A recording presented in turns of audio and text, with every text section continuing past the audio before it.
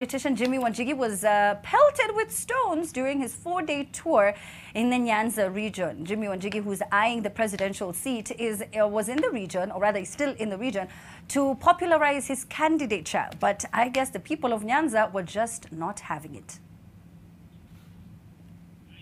All right, so we don't have the clip. But okay, so let me start off with Cindy. Cindy, did you see this? And there were some people who were celebrating online. I didn't find it funny. Into the thick of it, you know. You cannot be a politician going to Nyanza anyhowly.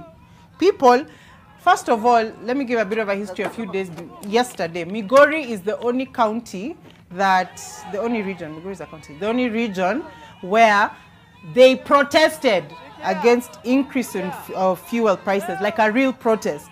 So they're still angry, and then you come and politic. There's a tweet I wanted to read about this whole thing, that it is alleged that Jimi Wanjigi promised the youth and the leaders in Migori 1 million, but when he came, he only delivered 70,000, and they were like, "Itimrina de buana," and you know how mafuta imepanda. Wait, he was going to give them money. He was going to give the youth leaders 1 million shillings, and he only gave them 70,000 shillings. Alleged. So they were not happy with him, and they were like, let's show you how things are done here in Migori. You know, sometimes as a politician, you need to read the temperature of the people. You just can't go there politicking. Ask what happened the day before. Okay, these guys were protesting about increase in fuel prices. Am I ready to go and do a rally there? Am I ready not to honor my promises if what is alleged is true? You know, so it's a really tough region, Nyanza, to break into, most regions anyway.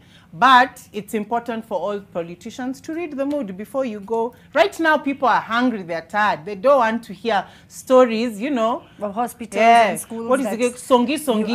They're tired of songi all the time. I love that song, Cindy. This is a case of a curtain raiser who hits the stage and the audience is not getting jiggy with what they are playing. Wow. At all. What saddens me, yeah, but they waited for that. Okay. I've been planning that. What saddens me is that we are going to see more of this as we now head even closer to the elections, where people, out of frustration, out of tiredness, either for promises that were made and were not delivered, or just for the reason and for the fact that this is not their preferred candidate, they are going to take matters into their own hands, or allegedly are going to be paid, allegedly, to take matters into their alleged hands, because it's not them. They've been paid to do that. And I fear again for this country, where it will head to in 2022, and I really pray that we don't get back there again. As much as, yes, like 70 or so %, I'm not very sure of the statistics, so don't quote me on this, of some of the people who were younger and could not vote during the 2007 or no, in the 2017 elections are going to be voting this time around. Yes. And those are the people that are, again, sorry to use the word, I'll sound like a broken record, being pandered to currently by the politicians. And because kuna wale hawasikii uchungu zenye sisi tumesikia hiyo time yote, wataingia box. I am sad. Yeah. And don't you just like it when they say it's time for the youth and into like what? I'm like, are you supposed to be? Kwani na issue in Chigan? Yeah. Which you? Forget what 2022.